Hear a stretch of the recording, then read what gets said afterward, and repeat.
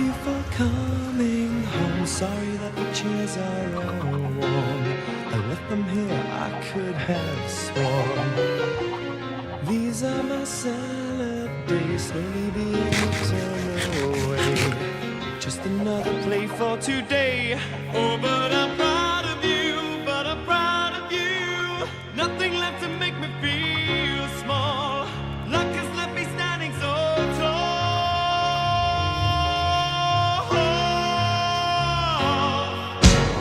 Gold, always believe in your soul.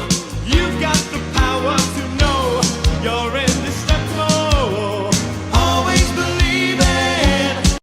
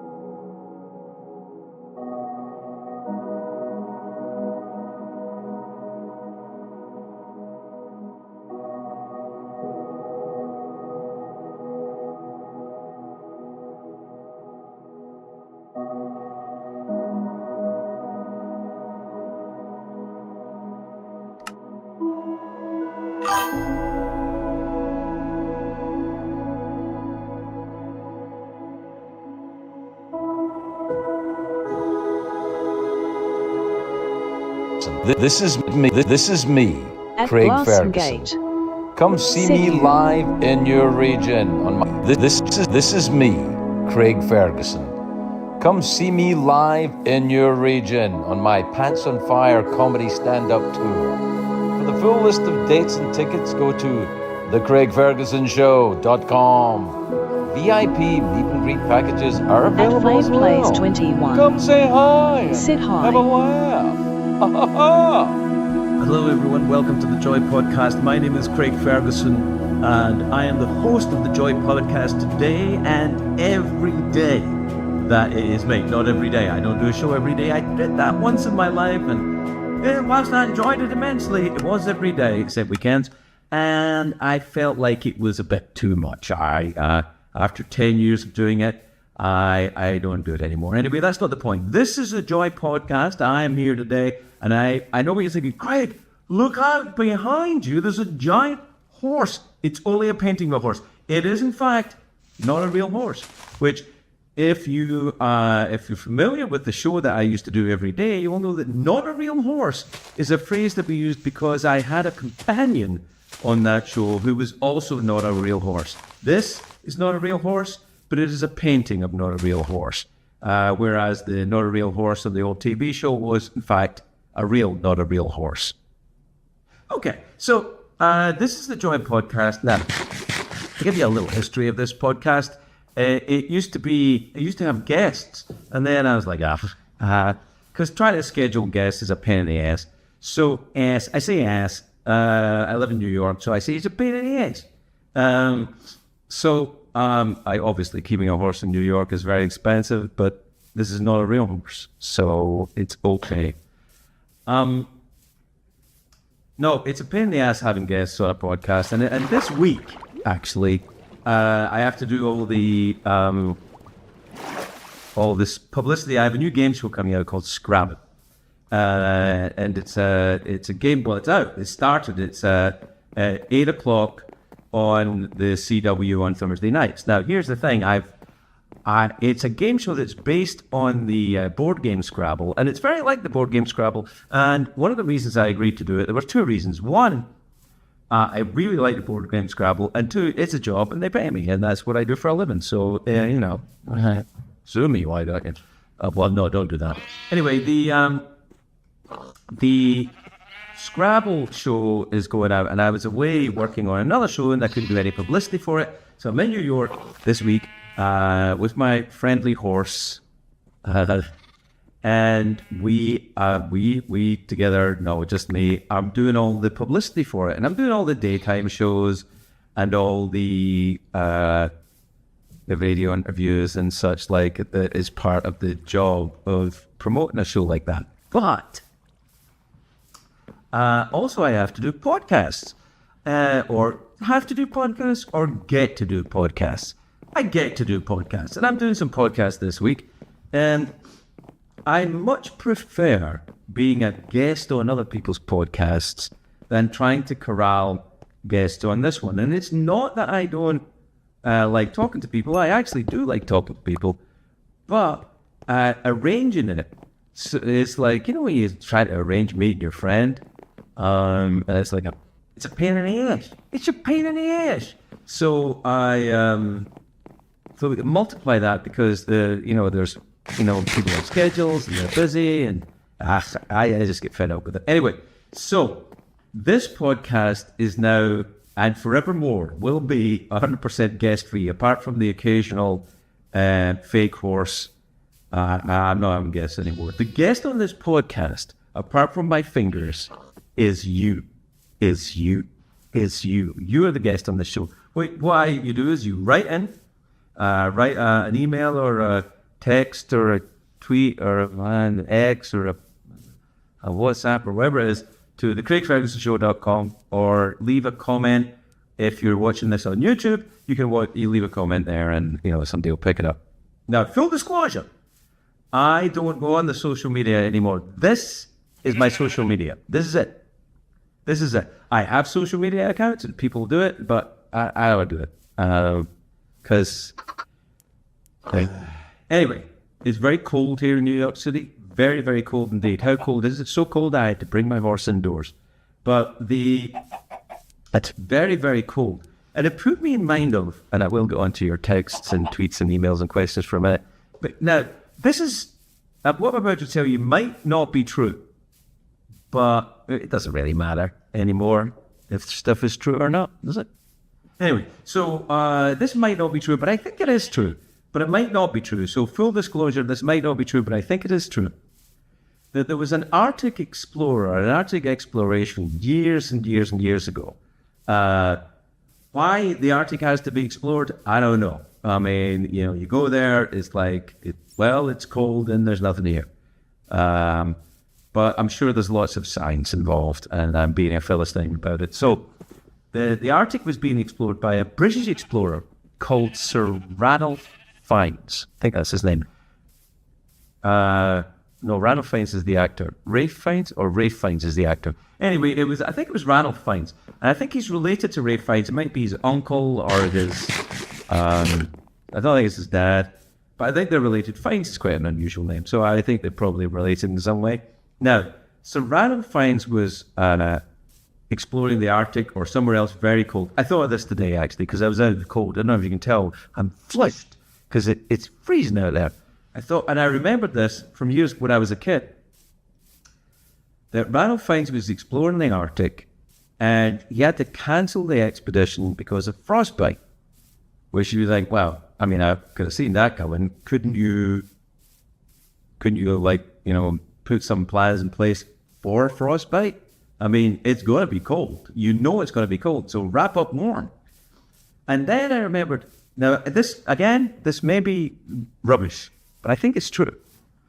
He had to cancel the expedition because when he was in the Arctic, he went to go and do a pee-pee in a bottle, and his pee-pee touched the side of the bottle, and in the cold temperatures, he got frostbite on his pee-pee. And which begs the question, I used to talk about this years ago. It begs the question, what was he doing peeing into a bottle in the middle of the Arctic anyway? It's not like, what are you guys keeping it for? It's not like anyone's going to see you. And it's not like the animals all pee outside, polar bears and stuff. Although, I don't know if I would ever try and get a polar bear to pee into a bottle. I think that's a recipe for a mauling. You can maul. In fact, I wouldn't go anywhere near a polar bear. It is my understanding. This is a top tip, by the way. I'm going to introduce a top tip segment to this podcast. Now there's tips. It's a podcast with tips. So here's a tip. Try and avoid polar bears. And here's why. Because a polar bear, to my knowledge, is the only animal that will actually stalk and kill a human. Sharks will do it, but sharks kill humans, but what a shark does is it comes up and it bites you to see if you're food, because the shark's, find the out glands are in its teeth. This is very scientific. So it sees you, it thinks, is that food? I don't know if that's that food. Arr! And they go, not food. But by that time, too late, you're dead. Because, they're very bitey. But a polar bear, or maybe a grizzly bear as well, I suppose, they'll come after you and eat you. They'll follow you home. They'll get a seat on the plane and sit a few rows behind you. And my wife just texted me. She's on her way home. So that's good. My family WhatsApp's kicking up. She went out today to go to a big fair. There's a big sort of vintage antique fair thing. And she went to go and look at vintage clothes and buy some maybe. And I was asked to go. And I said, no, I...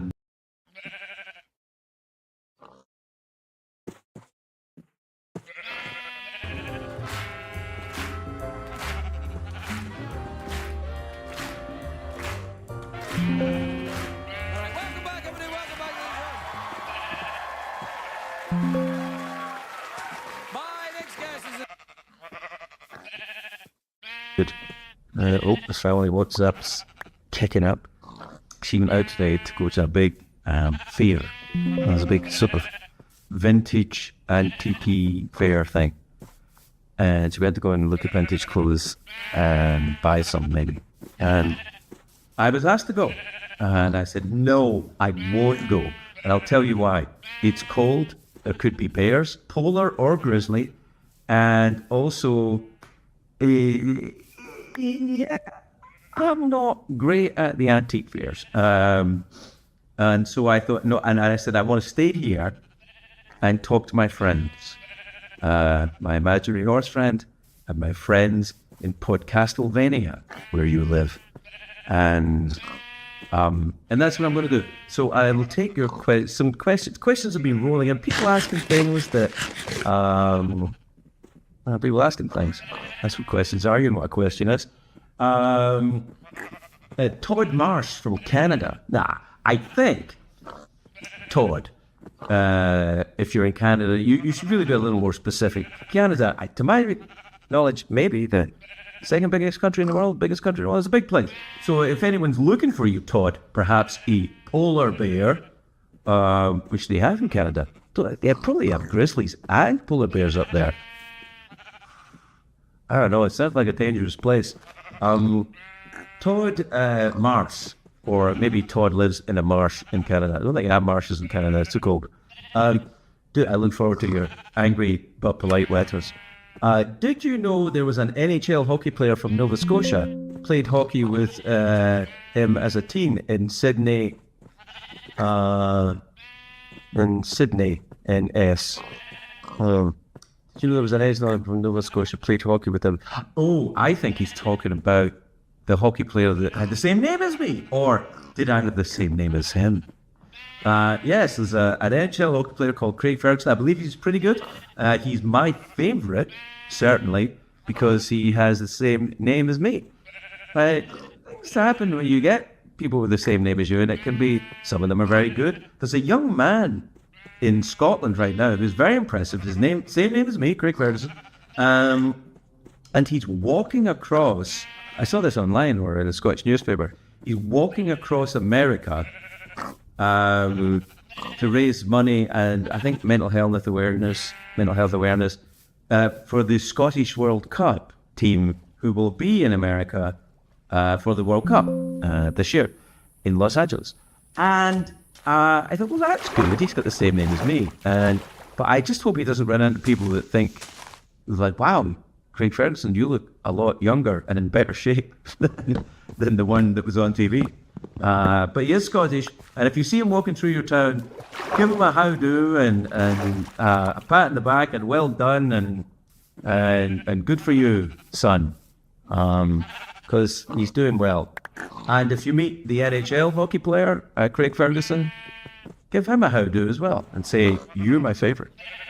I don't know that many hockey players, I'll be honest. Personally, maybe two. They're both my favourite. This is from Greg Rollins. He says, what is the most joyful thing you've seen or experienced that wasn't meant to be funny? Oh, I don't know the answer to that. Doesn't make any sense. What's the most joyful thing I've seen that wasn't meant to be funny?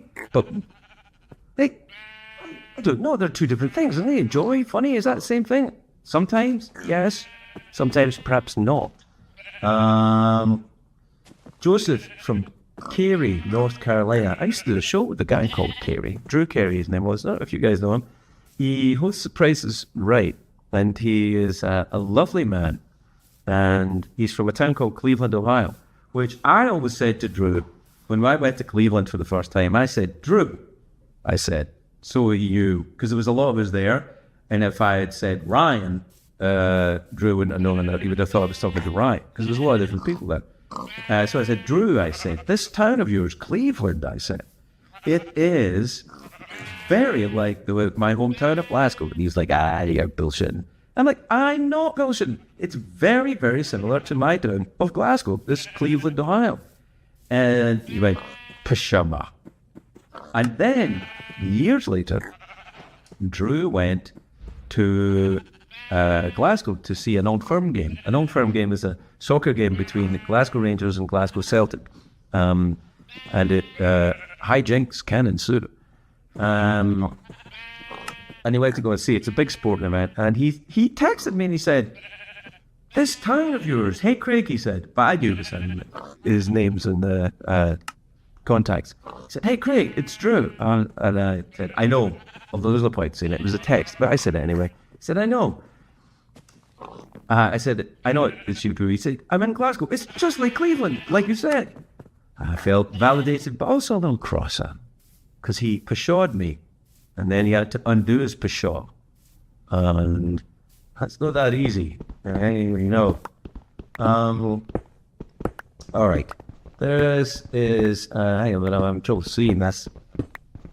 The computer's over here. I can show you over here, but people still have that in Jersey. All right. This is from Koalas and Crumpets. I don't think that's a name. I don't think that's a name at all, but that's from Koalas and Crumpets. Maybe it's an organization. Koalas and Crumpets. Koalas, of course, people call it koala bears. Not bears. Koalas are not bears. They are marsupials, which they look like bears a little bit. When I went to Australia, I held a koala. No hostage, right? I just held it. I went to this koala emporium, a koala zoo. I went to a zoo, and part of the petting zoo thing is you could get a koala and you could hold the little koala. And koalas, two things happened. One, the koala, of course, like all wild animals do when they meet me, is they poop on. And so the koala pooped on me. But a koala poop, it's kind of like, it's like a little, one of those little olive things that you get at Greek restaurants. It's just like it looks quite nice. It just like bounced off. And in fact, had I been in a Greek restaurant, I might have mistaken it for a snack. So look out for that. If you're in a Greek restaurant and you're with a koala bear, heads up, be careful. Anyway, we were in the zoo, and I was being, introduced to this koala, and I heard this. I don't know if this is true about koalas. I think it's true though.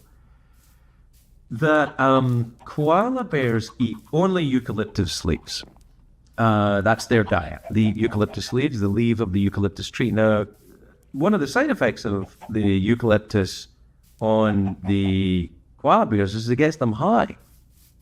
So what they do is they have a problem with koala bears falling out of the trees because the koala bears eat their staple diet. I mean, that would be like me getting stoned on potatoes. Huh? Like, you know how bad it would be for my people? Well, maybe better, actually. Anyway, koala bears get stoned on... I said bears. They're not bears, they're marsupials. Koalas get stoned on the diet and they fall out of the trees. It's a real problem. It's a bit of an evolutionary anomaly, I would think, that an animal that gets high on its own supply, if you like, managed to live this long. But that's Australia for you. They got a lot of weird animals there. And I will say this about koalas. Even although people call them bears, a koala bear would never follow you home unless you had some eucalyptus leaves in your pocket, and then it might. It'd be like, hey, what's up, mate? Come over. Have a little of your eucalyptus. That's they're Australian, as you can tell from my accent. My apologies, Australians. Koalas and Crumpets. I think that's an organization. Koalas and Crumpets said, Craig, could we please get a brief explanation of what happened to the Sirius XM show? We left listening to you in Malibu, Joe. No, here's the thing. Here's the thing. When about a few years ago, it was around about 2015? Yeah, about 2015, I think. 2016, maybe. I was approached by the Sirius satellite radio people when they said, we do a daily show. And I went, I don't want to do a daily show anymore. Thanks very much. I've done that. And they said, no. We'll put equipment in your house. You could just do the show in your house. So you just go, like I'm doing this to you now. But it was 2 hours a day on Sirius satellite radio. And I did it for about, a year and a half or something like that. And it was in my garden shed in Malibu. Joe, my friend Joe, who coincidentally was the front end of the Not a Real Horse and the old late night show. That's how Joe and I work together. He's a writer. We write together. He runs, I think he still runs Tom Papa's podcast, which I'm doing this week. So maybe I'll see him. But because Tom Papa has guests on his podcasts. Unlike this, which all we have is fake horses. They fake horses, don't they? They do. Anyway, What the hell was I talking about? Oh, yeah. What was I talking about? I don't know. I can't remember. Oh, yes, the satellite radio show. Can we get a brief explanation of the satellite radio show? Well, I did it for about a year and a half. And I realized that I was doing this show 2 hours a day, and it was every day. And this is one of the reasons why I don't want to do a show every day. I mean, I had done it, and then I didn't really know what to do. And I was doing this show from my garden shed. And it was when we lived in Los Angeles. And I realized after a while, I wasn't leaving the house at all, and I wasn't even putting pants on. You know, I was just like putting on pajama pants. I'd go down to my shed, talk for 2 hours to Joe, and we'd do a radio show. And I wouldn't go anywhere. I wouldn't do anything. I thought, it's not healthy. So I said to the serious people, would you mind if I quit? And they went, no, not at all. And there you go. I would, you know, maybe they could have said, no, Craig, please. But they didn't. We're like, no, that's fine. When you go. So I did. So it was very nice of them. It was nice. Actually, they were very nice. They were really nice people. It wasn't for me. This is from Shika. I hope I'm pronouncing the name properly, Shika. I'm not known. Shika from Mauritius in Africa. Well, first of all, I've never been there. Shika's a lovely name. I don't know if that's how you pronounce it. And I've never been to Mauritius. I have been to Africa, but I've never been to Mauritius, and I think I'd quite like to go to Mauritius. The Shika from Mauritius says, Craig, I'm writing from Mauritius. I guess that. I was going to say, I know. You know, it's like when Drew Carey texted me and he said, hey, Craig, it's Drew. I'm like, I know. Shika from Mauritius. Although, to be fair to Shika, she could be traveling and say, hey, I'm in London. And I thought, but anyway, she's in Mauritius. And she says, your show reached us all the way here. Did it ever surprise you how far the show travels? I'm presuming it's the old late night show. I think what surprises me about the old late night show, now listen to this is going to make you feel weird. It certainly makes me feel weird. It is 12 years almost since I stopped doing that show. It was 11 years ago in December I stopped doing the late night show. So I've now been not doing it longer than I did it. And yeah, people will say to me, hey, I just saw Guest ABC on your show.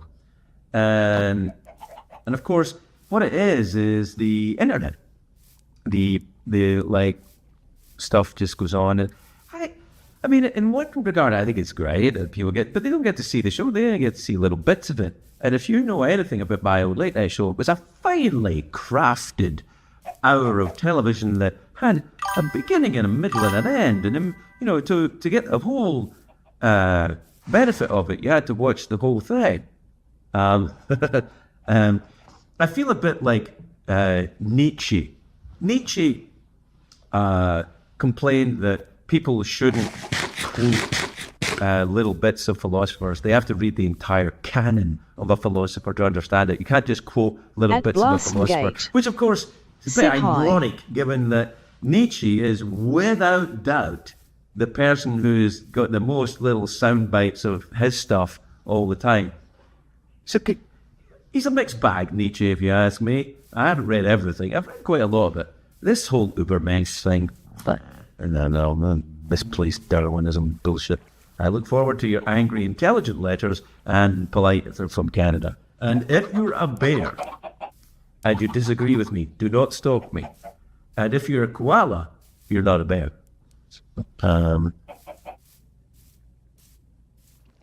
This is from Will in Philadelphia, PA.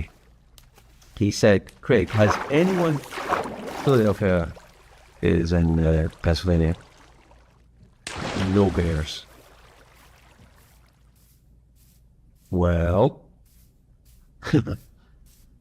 no koalas, except maybe domesticated or visiting koalas that are passing through Philly on their way to other parks. Will in Philadelphia says, Craig, has anyone ever said something that fundamentally changed your mind in an instant? Yes, many people have done that. One that springs to mind is one that I've talked about quite often. It was actually from an African gentleman, not from Mauritius, from South Africa, a gentleman by the name of Archbishop Desmond Tutu. By the way, his name wasn't Archbishop Desmond Tutu. He was an archbishop. It wasn't like, what a lovely baby, Mrs. Tutu. What are you going to call him? Well, we're going to call him Archbishop, in case. But no, that wasn't his name. It was his title. His name was Desmond Tutu, and he was a giant figure, man. Of course, I'm sure you know who he is. And he was on my old late night show. And when he was on the show, we had a conversation. And we were just dicking around and laughing. We were also having a serious conversation, but we were also having fun. It was just a conversation. I mean, he's a very intelligent, very funny man, and a man who I admired greatly. Sadly, no longer with us, obviously, but a man who I admired greatly and I was a big fan of. And he said to me something during our conversation. We were laughing about something or other, and he said to me, "You are crazy." Now, he's not the first person that said that to me, but he's the first person of that caliber that said anything like that to me. He said, "You are crazy." And I was like, "Oh, I said, "Well, you met some crazy people." He said, No. You are the type of crazy we need. Just be as crazy as you want, or worse than that thing. And it changed the way I felt about, I'm sure, actually, the show got madder after, the late night show got a little madder after that. The deconstruction that had begun the first day I started doing late night, I was like, I don't really know how this works. Let's start fucking unpacking it. But over time, it got a little more satirical, I guess. I mean, it certainly, I began afraid of the format of late night, and then I respected it. And then I got kind of bored with it. And then I thought, I'd quite like to dismantle this and mock it. But also, people like it, so mock it in a way which is affectionate. A sort of gentle ribbing, if you like. Sounds a bit dirty. Anyway, so I did that. But I think a large part of the sea change of how I felt as a person, it was almost getting out of jail a little bit. Do you know what I mean? It's like, if someone like Desmond Tutu says to you, you know what, whatever you're doing, you do that. I'm like, fuck yeah. It's Desmond Tutu. So I kind of did a little bit. And I think still, fundamentally, it has an effect on me. I have this. But I was a younger person. I was very ambitious. I'm still ambitious, but in a different way. I was very ambitious for the usual things that young people want. And old people too. I wanted, money and stuff and kudos and all that. And all that stuff's nice, no doubt. But do you hear my tummy there? That was because my wife texted me and said, "I'm going to bring some food home." And then my tummy's like, "What's happening?" So it's food on the way. Which can only tell us one thing. This podcast, this particular episode of the podcast, is minutes away from being over. But what I was going to say to you is, I still am ambitious, and I still kind of think like that. But I think differently a little bit now. I don't feel like I have to own things the way I used to. I'm not saying that I don't like owning things. I do like owning things, but I don't know what. It's different now. I think it's also part of getting older. You think, well, look, gaze upon my works, ye mighty, and despair, for I am Ozymandias, King of Kings. The idea that you can somehow outrun the horsemen by having stuff, money, stuff, and kudos, It's kind of absurd, my friends, isn't it? It's absurd. And when you watch, and I do watch people in public life, and I'm sure you do too, and you think, what the fuck are you doing this for? I don't know why. I find myself getting more introspective and individual as time goes on. Is that good or a bad thing? I don't know. But it began, I think, there was a fork in the road before I met Desmond Tutu. After I met Desmond Tutu, and as Yogi Berra so famously said, when you come to a fork in the road, take it. So I did. And that's the story of me today. This has been another edition of the Joy Podcast. Clearly there's a snack on my way, which I'm quite excited about. My wife is... I hope she didn't buy a snack at the vintage antique fair thing she's at, because I do like vintage antiques, but I don't want to eat one. But whatever it is, I've learned this much.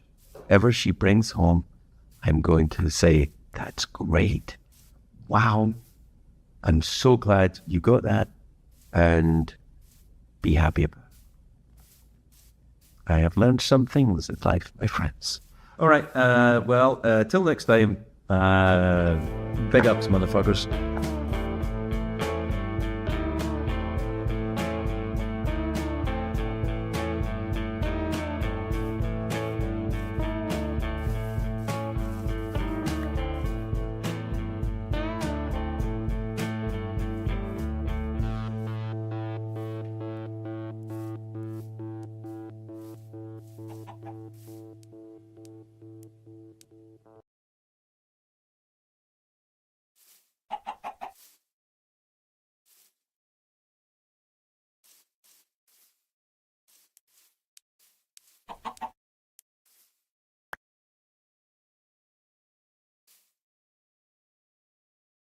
This is me, Craig Ferguson. I'm inviting you to come and see my brand new comedy hour. Well, it's about an hour and a half, and I don't have an opener because these guys cost money. But what I'm saying is I'll be on stage for a while. Anyway, come and see me live on the Pants on Fire tour in your region. Tickets are on sale now, and we'll be adding more as the tour continues throughout 2025 and beyond. For a full list of dates, go to thecraigfergusonshow.com. See you on the road, my dears.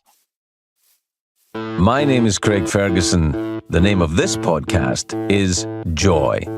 I talk to interesting people about what brings them happiness. Here's my favorite car collector. I think he had a late night show at some point. I can't remember. Here he is, Jay Leno.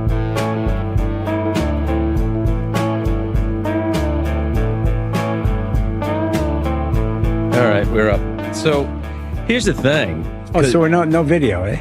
No. Okay. Well, here's the thing why no video, because this is the reason why I don't do it. Because people like you, some performers, want so much makeup and hair done. Oh, yeah. Not me. No, not you. So I tell you what I'm doing right here, All now, right. is I'm enjoying a cup of coffee. Now, I know that you don't drink coffee. No, don't drink coffee. And My you first cup of coffee I ever had was Seinfeld on Comedians in Cars Getting Coffee. Getting coffee? It was awful. You didn't terrible. like it? I don't like hot liquids. Now, see, this is what about soup? Does soup come into it? Soup is just a way to screw you out of a meal. Fuck you. Here you go. Come on, here I you go. love soup. Oh, here's a bowl. It's wet. Thanks. All right, so Do now you have anything other than a wet bowl? You have something I can chew? Thank you. well, hold on a second. Good. Is it because it's a hot liquid, or is it because it's just a liquid? It's not a meal. It's what is this? Does it have to be a meal? It's cup a of coffee? drink. Yeah, but but you won't have soup because it's a drink. Well, plus I don't like hot liquids. Yeah. Yeah, but if you don't like, what about gazpacho or maybe a cold borscht? No, horrible. So really, it's about liquid. Then, do you ever drink any liquids at all? Yeah, I drink a lot of water, a lot of fruit juice, a lot of orange juice. You drink beer? No, never had a beer in my life. You never had a beer? Never had a beer. You never drink any of the hooch at all? No. I have nothing against it. I have no interest in it. I was always a designated driver. I was always a car guy. So to me, it's That's like true, 'cause you love the cars, I'll yeah. drive you jerks home, and that's fine. All right. So so very few liquids. No just some- liquids, lad, and no soup. Well, I'm worried that look, none of us are getting younger, Jay, right? Right. So at a certain point in life, soup gets attractive to the older gent. That's all I'm saying. I'm 73 and I haven't been there yet. So Well, I'll let you I'm know. just saying that your soup years may be coming up. Yeah, man. Get used to it. Let's hope not. Yeah. No, all right. So listen, your mother was Scottish, Aye. and my mother was Scottish, Mm-hmm. and my wife has a theory about stand-up comedians Yeah. that their mothers have to be At Scottish, Flame Plays 21. or they Sithica. have to be cold with bad boundaries. That's what Megan No, says. my mom was not cold. My parents were very good that way. Did she have good boundaries? I don't know what you mean by boundaries. Well, and neither do I, but a lot of people talk about them. Well, how long you've been in Hollywood an hour now, and you've got boundaries. yeah, I'm just wondering. I never heard any of. It's so funny. Where I grew up, I was the laziest person that anybody knew. I come here. Oh, Jay's the hardest working guy. No, it's just where you grow up. It's that. You grew up in New England with Silas Marner and Ethan Frome and all these depressing books about first you work hard, then you die, then you got rheumatoid arthritis, and you die after you get rheumatoid arthritis, and then you die. Whatever it is. Yeah. It's just life is awful, So then you come to Hollywood and all the lights are bright and it's sunny outside. And What age were you when you came here? I started coming here, I guess, when I was 19, 20. Something like that. Not in 1920. 1920, when you were 19 and 20. 1920. But here's the thing. You came out here to do comedy because you're Boston, right? Right. Right. So did you ever do stand-up in Boston before you came out here? Oh, yeah. That was the great thing. Because growing up in Boston, I never met another stand-up comedian. Occasionally, comedians would come to like the Chateau Deville in Framingham. It was one of Sounds those. fancy. Well, yeah, it's one of those places like near a mall. And it's got like a fountain in front. That is fancy. I worked there with Tom Jones. I worked there with Perry Como. I like Dionne Warwick. All those acts from that era. Sure, yeah. Yeah, and that was an opening act. That was a But little later. you wanted to be a stand-up that young, at 19 and 20 years old? Oh yeah. You got to be fucked up in some way then, because nobody wants to be a stand-up. Why wouldn't you want to be a stand-up? Well, back in the day, nobody wanted. I mean, nowadays people want to do it. They have courses for see, it. And interesting. shit, When I would watch TV, yeah, all comedians were middle-aged Jewish men like Rodney, like Henny Youngman, right. all those guys, all the Catskill comics. And then all of a sudden, Robert Klein came along, who was a huge influence on me. Robert was about 10 years older than me. Right. And he was a middle-class kid. Parents weren't wealthy, but he didn't grow up during the Depression. Just talking about the same kind of things I talked about. And then Carlin, at that point, had just about 1970, early 71, released his Class Clown album. Right. And I used to do George's routines in my head. And I'd do them silent to myself, and then I'd add my own jokes at the end. Right. So when I would go to audition at places, I would stand backstage. Like I would get into it by doing George's thing, and then when I walked out, I'd say, when I was in school, I didn't do any George's material, but I just to get a rhythm to it, That's interesting. Yeah. And, were you friendly with George? Yes, I knew George from the very beginning. He was always very nice to me. So was Klein. All comics are pretty nice. Steve Martin helped me get the Tonight Show. Steve Martin told Johnny about me. I told Johnny about Ellen DeGeneres. I find comedians help other comedians. I don't find it to be this. I mean, there are obviously some cutthroat people around, and that's not unusual. But it's not the norm. As a comic, you can't do every job. No. So if I couldn't get something, I go, oh, you should do, there's a gig I do in Rhode Island. At the Audrain Museum. It's kind of like Pebble Beach East. It's a car show. And I've hosted it for the last 4 or 5 years, but I'm out of material at this point, I said, let me bring Billy Gardell in. So I brought, Billy Gardell? Of course I know Billy very well. He's a great guy, yeah. Wonderful comic. Yeah, yeah. And he did a great job. He killed it. I felt good that I helped him. He felt good they got to do a corporate date and paid a lot of money. and it was fun. So I'm So wait, how long? You and I have been friends for a while. You didn't think of putting me up for the fucking corporate? no, bid? I would never thought of that. Why the fuck not? Actually, you want to do it next year? Yeah, I'll do it next year. I'll get it for you. Yeah, okay. Because let me just say, it's And on you- the East Coast. I and- like the idea And of you that. like cars. And you like cars. I do like cars. You gotta work reasonably clean. Don't work super No, clean. I can. I did gigs with you I in know, Arsenio. great. Yeah, let's do it. I'll do it. Yeah, I don't mind working clean. The older I get, in fact, the easier it gets to work clean. I've noticed that. Well, I find when you're 25 and you say the word pussy, girls go, oh, he said, oh my God. When you're 65, oh, that old guy said, oh. And you know what? They got a point. Yeah, exactly. It is. It's true. It's true. It's fun to grow into your act. Yeah. Because my point of view is always from an adult observing things, how stupid this is or whatever it is. And as a young person, it didn't work quite as well as it does now. Now you can be a bit curmudgeonly. And I was struck by your stand-up act when we were working in the Midwest this summer. Like, you throw down, man. It's like a full solid hour, and like the material is fresh. And well, you try to have a joke every 6 to 9 seconds. That's I think. Really, you think? Because I don't think of it like that. Everybody's different. It's just different. To me, it's like a music show. You open with your hits, boom, boom, boom, joke, joke, joke, joke, joke, and then in the middle you do the comedic version of a ballad. You tell a story. Oh, my wife and I, we go to this place. And there are little humorous jokes along the way, as opposed to, That's very interesting to me, because I do think of it in kind of musical terms. Yeah. As well. It's kind of a musical performance. Are you a musician? Do you play anything?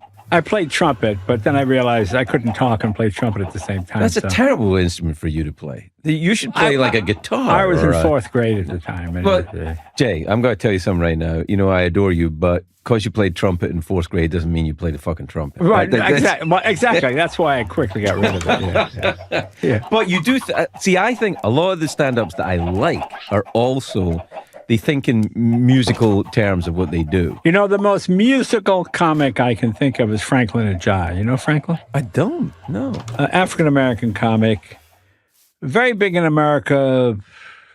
He had an album out 30, 40 years ago. He moved to Australia. Right. He's a jazz comedian. He plays jazz and he does comedy. He has one of my favorite bits. He talks about the guy. Oh, there was an Olympic guy from some country, and he ran in the marathon, and he came last. He was dead last. And he just, as he's running, he's going, I mean, I've been training. I've been working out. I could have sat on the couch and watched TV. I'd still be last. I mean, it's just, there's a lot more to it than that. He does a lot better, but it's just very funny, and he just thinks in jazz terms. I was fortunate. I got to work with all the great jazz musicians. Miles Davis, Stan Getz, Mose Allison, Ahmad Jamal, Rahsaan Roland Kirk, all these guys. And with jazz, there was a place called Lenny's on the Turnpike in Boston. Okay. And that was a jazz club. Right. And real hardcore, Buddy Rich, real hardcore That's jazz. the real deal. You went to see that. And the first time, because usually I used to play strip joints. Hey, but you suck, you suck, man. People just scream. So you really didn't know if you're any good or not. Right. But with the jazz on, it's been walked on stage, silence. Did they nod and snap their fingers when you? No, not quite that much. Yeah. But they would listen, like Miles's audience, any of those audiences. I went, oh, this is really, Rahsaan Roland Kirk. I don't know if you ever heard of him. He might be before your time. It's possible. Rahsaan Roland Kirk, African-American guy, blind. Right. But famous because he could hold a note indefinitely, and he could play two instruments at the same time. He could play the sax and the clarinet at the same time. And that's crazy. How is that even possible? Because he could breathe through his nose. Okay. But he was blind. So, and we played primarily African-American audiences, a place like the Sugar Shack in Boston. And he would go on stage and he'd go, I'm going to bring a young brother. The brother's going to tell it like it is. He'd give the whole thing like I was black. Yeah. Please welcome Jay Leno. And I come out, I go, what? I go, shh, don't say anything. He doesn't know. He doesn't know. And he thought that was the funniest thing. Right. He loved doing that routine every night with people. Bring on a young brother, tell it like it is. Yeah, woo! Black audiences, they get all worked up, and then I walk out.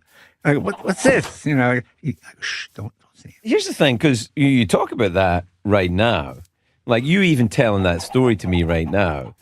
like people are going to get bent out of shape because of, you mentioned race of any kind and this, different races of any kind, and people are already on the balls of their feet looking for a fight, which I'm getting a little tired of it. I think everyone else is too. Does it? Well, does it I had the best one happen a couple of months ago. Yeah. My wife, Mavis and I were in a little Chinese restaurant in Westwood. It's got like 14 tables, maybe, Okay. if that many. And the mother runs the cashier and takes the orders, and the dad's the cook, and it looks like the kids are cousins. It looks like a family. So we got our food, we're sitting there, and you're kind of, it's right next to UCLA. In fact, it is UCLA. Right. And a lot of students around the table. I just said to my wife, God, this woman's really working her ass off. And a girl at the next table, or a young woman at the next table goes, she's a server. And I said to her, I'm not mad here, but I do think before I speak. I said to myself, is she a waitress? No. Is she a stewardess? No.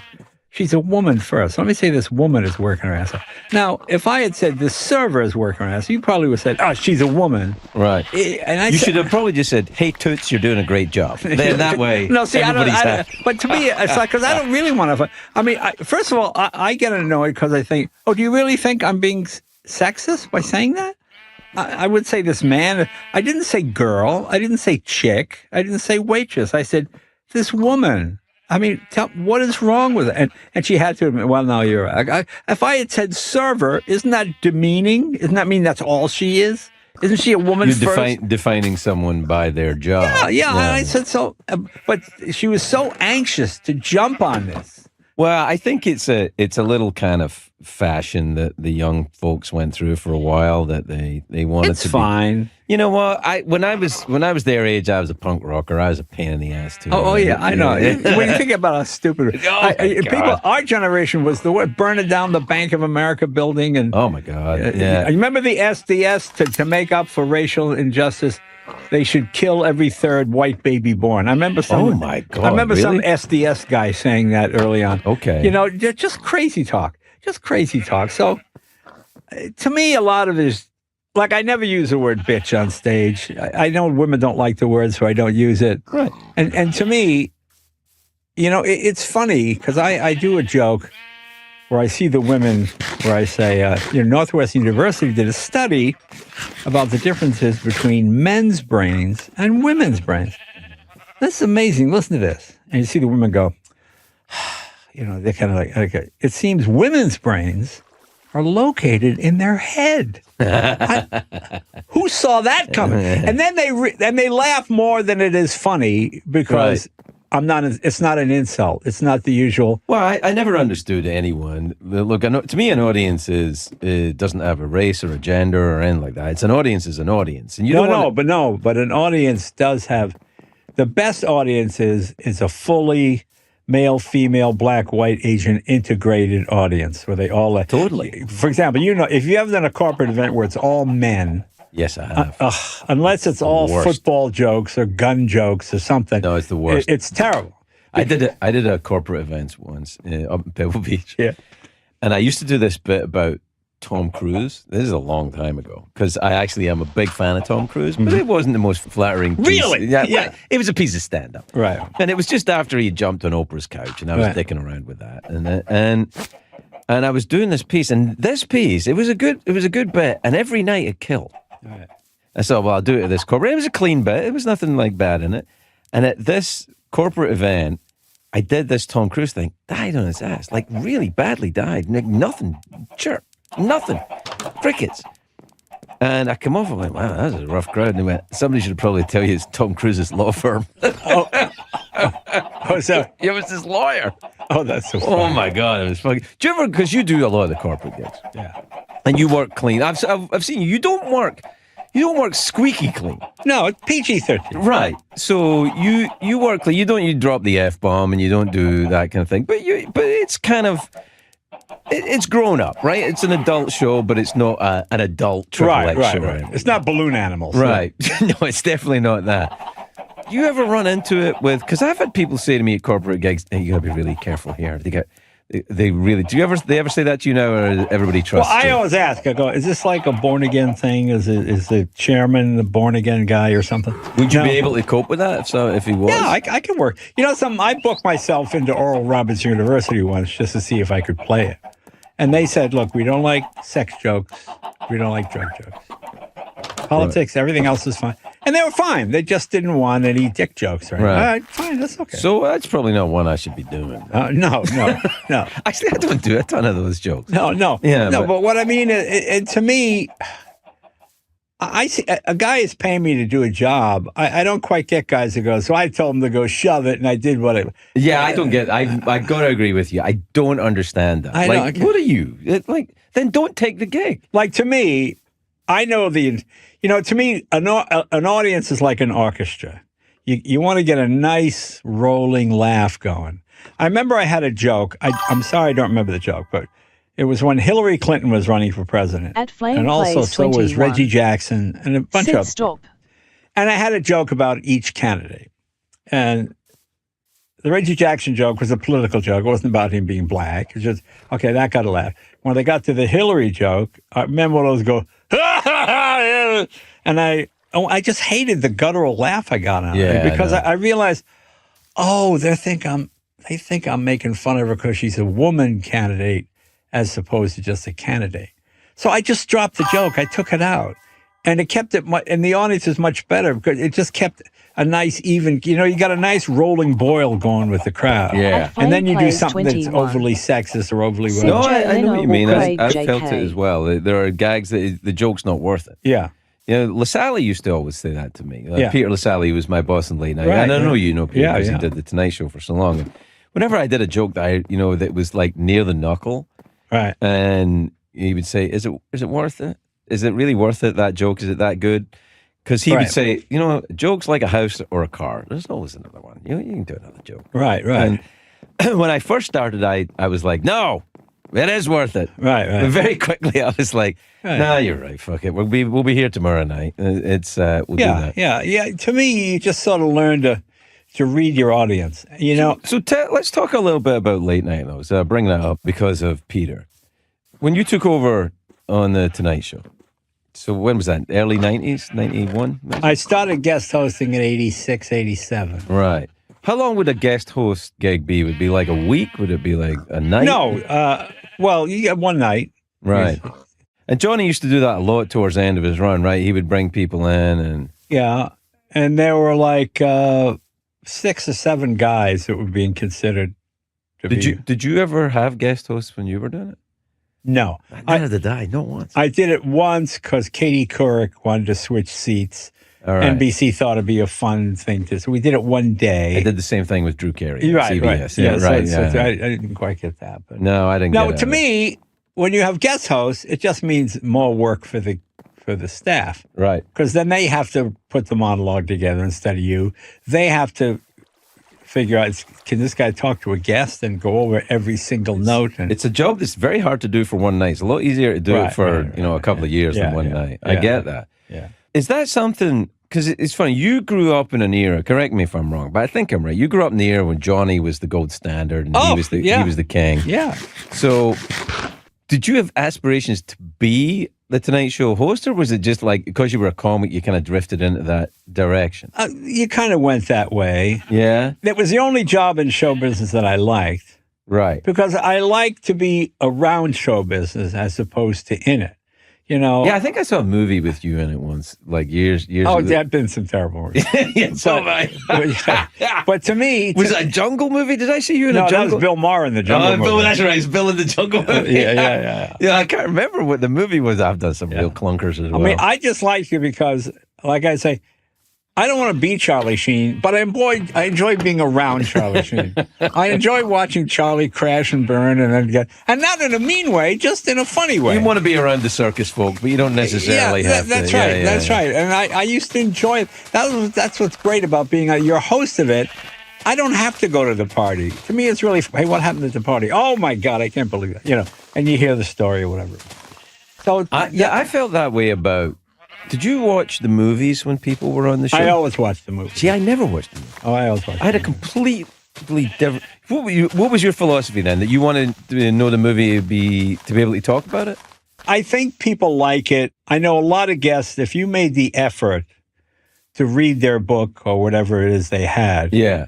they would really be impressed. I mean, they would write you a note saying, I can't believe you went to my movie. No, I never did. I did the complete opposite. That's funny. No, but just because, well, you were clearly much more successful than I was at it. No. But what I felt about it was, if I know about it, then it's the two of us are talking about a movie we've both seen.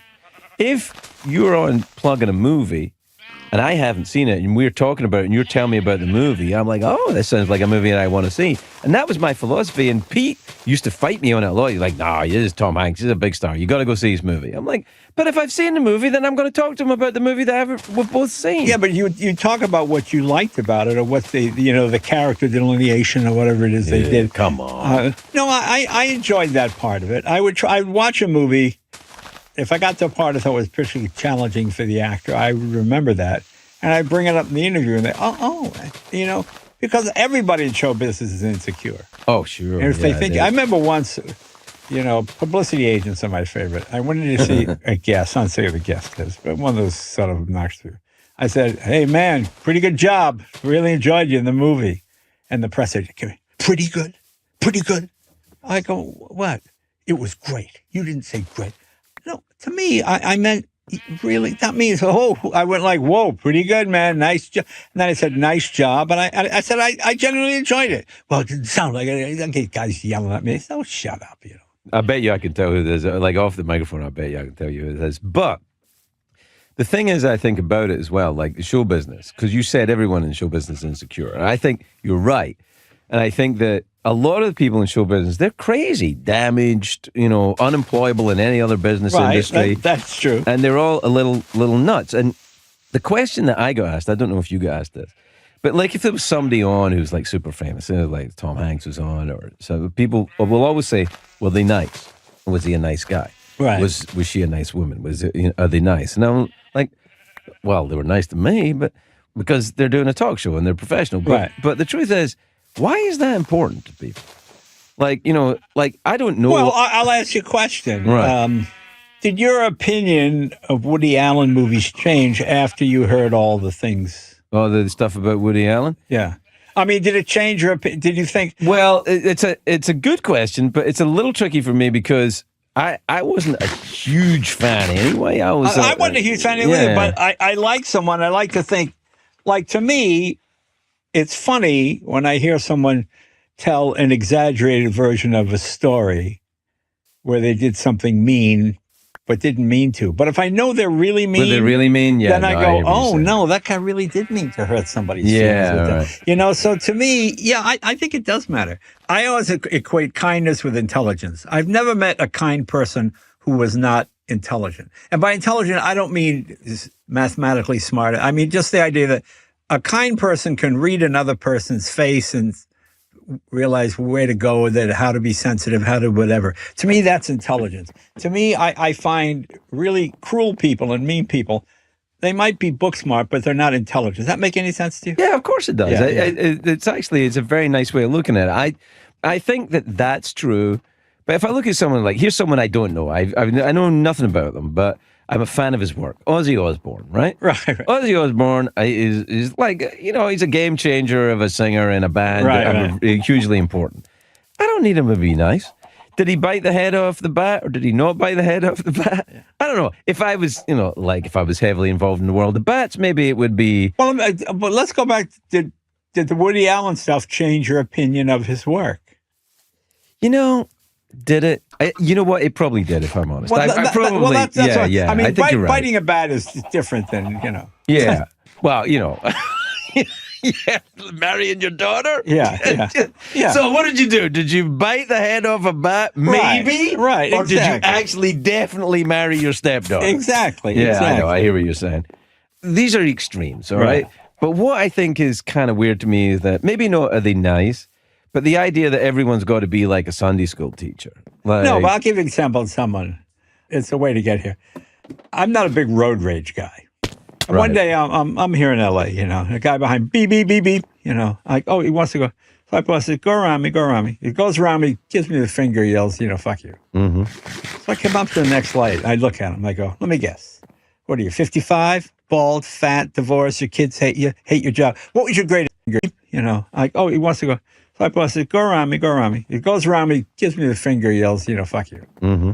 So I come up to the next light. I look at him. I go, let me guess.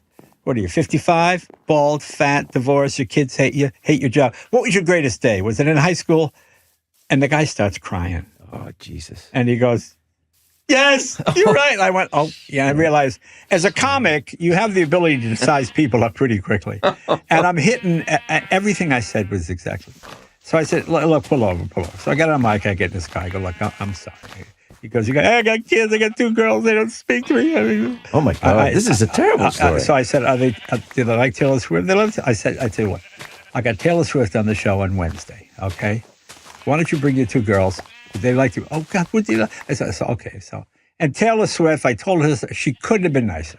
Came out, gave the kids a couple of albums, signed. I mean, the sweetest person you could imagine. I've heard that. I've no bad just stories a about lovely, her. Yeah. lovely person. Yeah. She didn't have to do it. I said, I had this guy, and I cut him off, and I was so mean to him. The guy literally had a breakdown. Oh, my God. He goes, you're right. But you know what's interesting about that story, which I like that story. I like it for you. I like it for Taylor Swift. And I like the fact that it happened.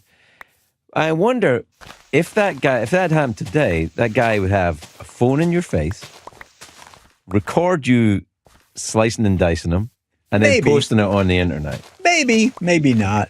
More than likely. Maybe not a guy, 55-year-old guy. You know something? You can only live in the time you live in. That's true. It's like, could Muhammad Ali beat Rocky Marciano? All right, you want to take that? No. All right. That kind of thing. So yeah, I know, but I mean, you're right. I want to complain about it a little bit, though, because I feel like the filming of everything is like we volunteered to be in Big Brother. It's not even like we're all spying on each other. That's the funny thing about Big Brother, because people always say Big Brother is watching. To me, probably the greatest day in media history was the Rodney King trial, the Rodney King thing. Here's Rodney King coming along.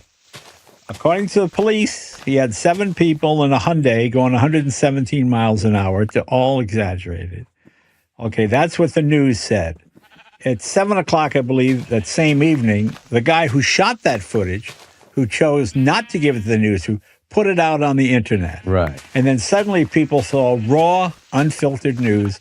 And you saw this guy get the crap beat out of him because it didn't look like he did anything that terrible. And then you realize, because what happens, you give it to a news guy and the editor will go, well, this is inflammatory. People, this is cause. Let's just say, it's like when I grew up in Boston, a woman was never raped, she was accosted. Right. They never tell you what actually. Now you live in a world where you get your news unfiltered exactly as it happens. Have you traveled a lot outside of the U.S.? Oh, I travel outside the U.S., yeah. You do shows in... I do England and... No, I don't really work in... Where have I been? Well, I've been to Italy, I've been to Saudi Arabia, a few places. Yeah, I don't find it totally different. Everybody speaks English. Well, yeah, to you. But, I mean, if you're doing a corporate gig in Italy, people will speak... It's like I was talking to Tomas, right? You know Tomas, who works with me, right? Right. So Tomas, who, produces this podcast, he also... I love Italy, right? I love Italy. Right.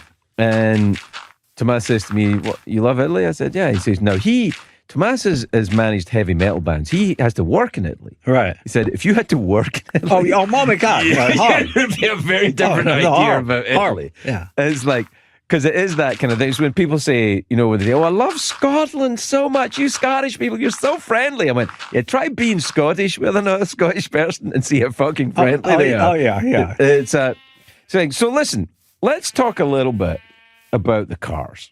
All right. What do you want to know? Well, I want to know how it started. Was it your dad? Was it the family? I grew up in a rural area, and there were always broken snowmobiles and abandoned cars. Not so much now. Now, when you abandon a car, it's the software doesn't work. It's got a computer. In the old days, people would abandon a car because the distributor broke. All right, that's an easy enough fix to somebody who has a little bit of mechanical knowledge, or things of that nature. A car from the teens, 20s, 30s, 40s, 50s, you could leave for 100 years, and you probably get it started pretty easy. Right. Because mechanical things break, electrical things erode. Right. And you look at a relay box, it might be shiny, but you can't tell what's going on inside it. You Right. know? But you can look at a fuel pump and go, oh, here's the gear. The gear is Right. broken, or the keyway is busted. You know, so they're easier to fix. So that was what drew you in, was the mechanical nature of it, the fact that you could fix them when they were like lying around? Anything that rolls, explodes, and makes noise. You know, when I was like 11, somebody abandoned a Renault 4CV, which is like the French version of the Volkswagen. Right. And we had 3 acres behind our house, and my mother would watch us through the kitchen window, and we'd just drive around and so. Of course, now the parents would be taken away, and you'd be put in foster care, and you know it's a whole different story. Yeah, but you just said it's bare now, didn't you? Yeah, well, in some ways, in some ways, it's Yeah, all right. yeah. So you started playing around with it, but as you go older, right, and you start like you. Here's the thing. What? Here's the main factor. We are in an objective business. Some people like you. Some people think you suck. Some people think you're better than me. Some people think I'm better than you. But when you have a car and it's broken and now it's running, no one can say it's not running. You know, you can say it's still not funny, even if other people are laughing and you're not. Right. But no one can say the car's not running. You think know? that's why all comedians, well, a lot of comedians are into cars because of that same reason, you think? Actually, most comedians are not into cars. I Well, find hold on a that. second. Jerry's into cars. Yeah. I'm into cars a little bit. I know a million guys. I remember, you know, Rich Jenny called me one time. He loved him. Oh, he was he had the best gay marriage joke back in the days when it was illegal. Yeah. He would go, gay guys have the ideal life. Larry, I'd love to marry you, but it's against the law. You know, imagine if you could say that to a girl. Oh, I'd love to marry you, honey, but it's against the law. I used to love that bit. And, you know, it wasn't offensive. It was because that was... He was just told. He wasn't. No. homophobic. Anyway, he called me one time. He goes, hey, what's the best car to get girls? I go, well, I said, I only have one girl, and I've had her for like 26 years at this point. So I couldn't tell you that, but what do you like? Well, I don't know. A Corvette's good. Can you get girls with Corvette? Some girls like Corvettes. Some girls think, how old are you? You have a Corvette. You know, I said, so he gets a Corvette, you know. And of course, he knows nothing about what it's capable of, he just always maybe he just got it together. What's the best car to get girls? It's just my favorite thing. It's funny because I've never really understood that as a thing. I guess maybe back in the day when, you know, hey, baby, do you want to sit in the rumble seat or something? But a rumble seat? Yeah. Back in the day? Back in the day in the rumble what seat. What day was this, 1913? 1920s. Yeah, it was the 1920s in Scotland. So it's funny, Richard Jenny. Rich was one of the last gigs he had, actually, or one of the last things I remember of doing, he was on my show. Oh yeah, and it wasn't long after that he killed himself. But I don't think it was anything to do with my show, but I can't be sure. Yeah, that I met him in Australia when I was starting out. I was at the Melbourne Comedy Festival, right?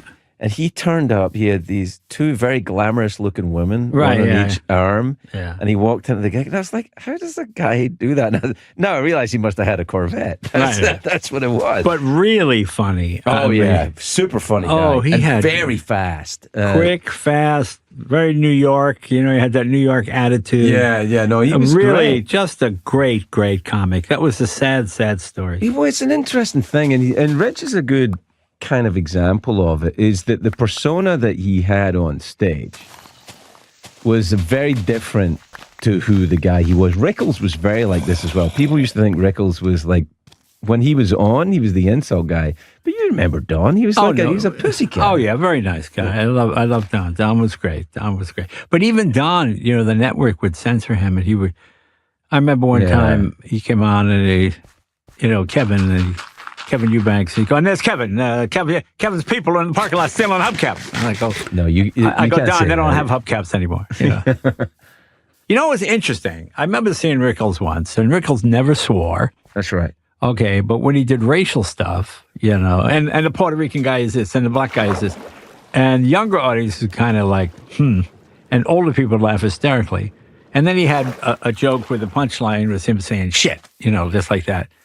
And the young people laughed, and the old people went, "Ooh," you know. So it was really two different audiences. Yeah, it's funny. I never heard him do the shit joke. Well, it was one of those things where it leads up to it, and then he said, I can't remember what the bit was. It's funny. When I first met him, Peter Sally introduced me to Rickles, and And I said, will you come on the show, Mr. Rickles? And he went, I got to be honest, kid. I'm going to wait and see if you're a hit. It's like, okay. So when he came on the show, I said to him, am I a hit now? He went, no, but I felt sorry for him. Right, yeah. No, it was funny. He was a strangely lovely A lovely man. guy, and he grew up in the era when the mob guys really controlled it.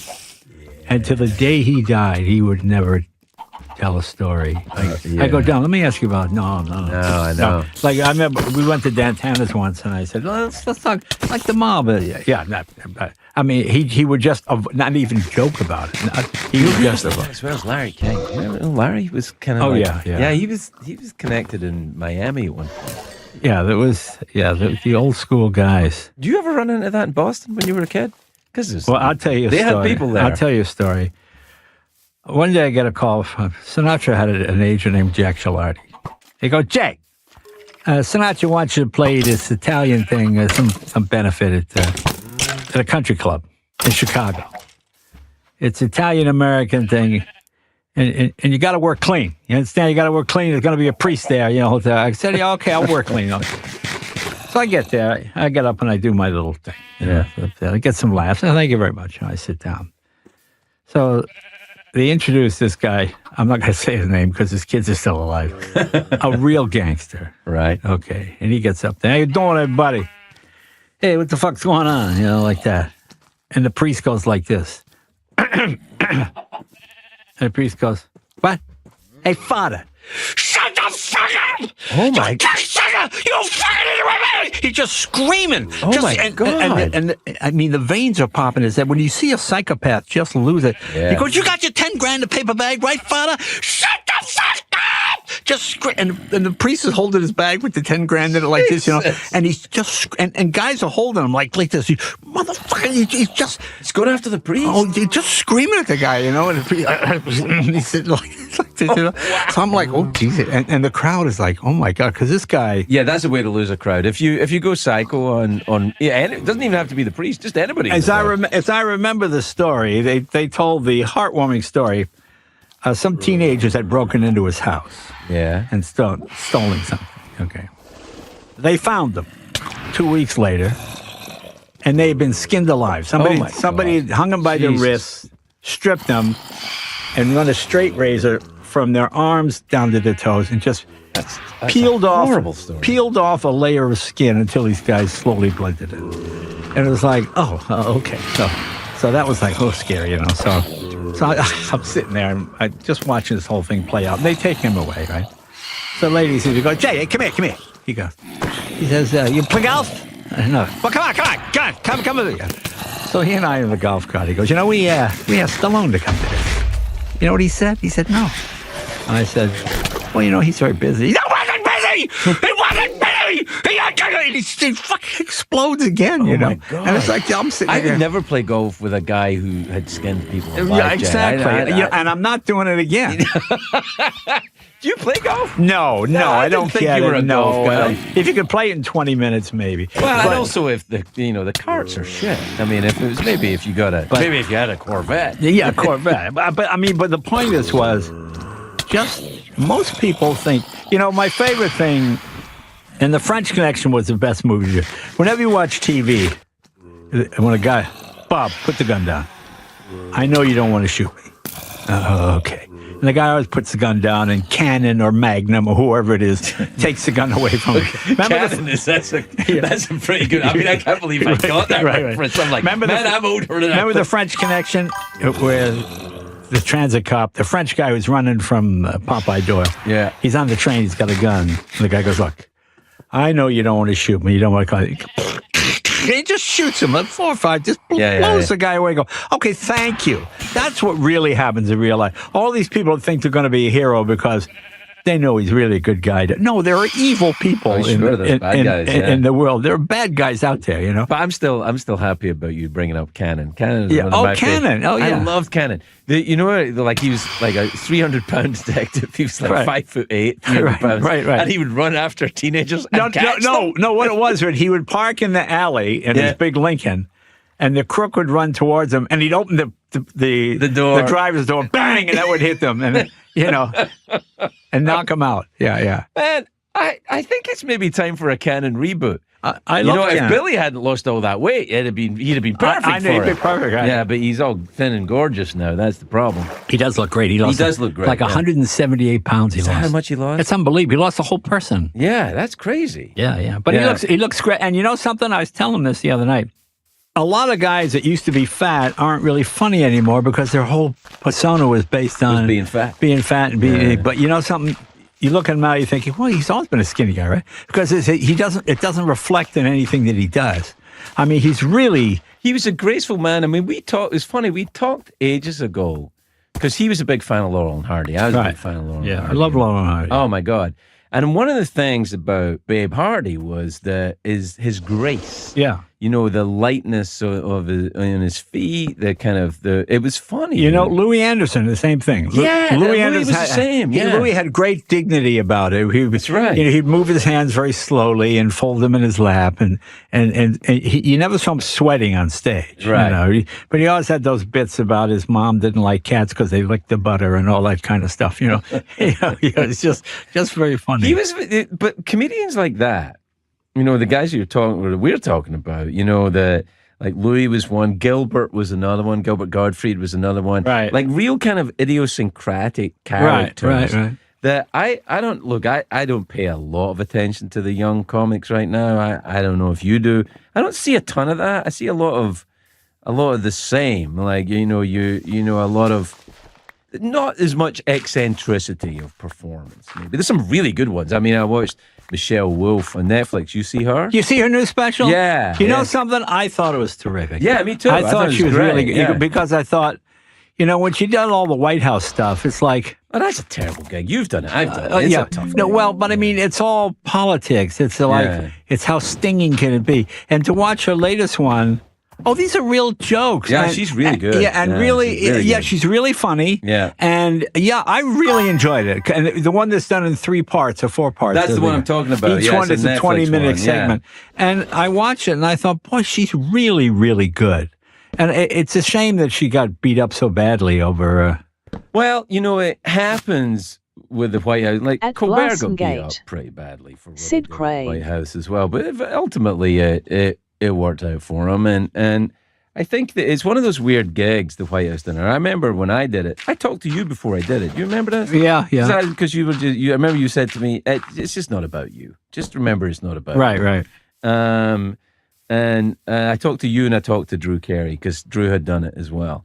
But I thought it was a hard gig. It was like a really tough corporate gig. Well, it's an impossible gig, Yeah. because everybody's, looking in the mirror, Yeah, that's right. It's like, no, it's really not about And when you have somebody like Obama, who is a really good comic, good stand-up, yeah. he goes on first. Yeah. Well, now you follow him. Yeah, I didn't do it with him. I did it with George Bush. I did it with Reagan. I'll tell you what I did. First time I did it was with Reagan. So I'm backstage, and this general comes in. He goes, hey, you the comic? Yeah, yes, sir. I'm Jay Leno. He goes, I'm so. This is my commander-in-chief. You understand that? This is my boss. He is the leader of the free will. You don't insult him. You don't. He's poking me in the chest, And I said, well, okay, yes, sir. You understand? Yeah, and he leaves. Okay. I'm thinking, oh man, I'm starting to change jokes, And then all of a sudden, George Schultz comes in. Remember him? Yeah. And he's really drunk. He goes, Leno, come here. When you get up there, you nail Ronnie's ass to the wall. You understand me? I go, but that guy tell me, screw it, he works for me. I'm the defense guy. You make fun of that thing on Reagan's head. You think that's his hair color? You think that's his real hair color? And I go, I don't know. No, you're good. I said, now what do I do? I remember my opening joke was, I want to congratulate Nancy Reagan on winning the humanitarian.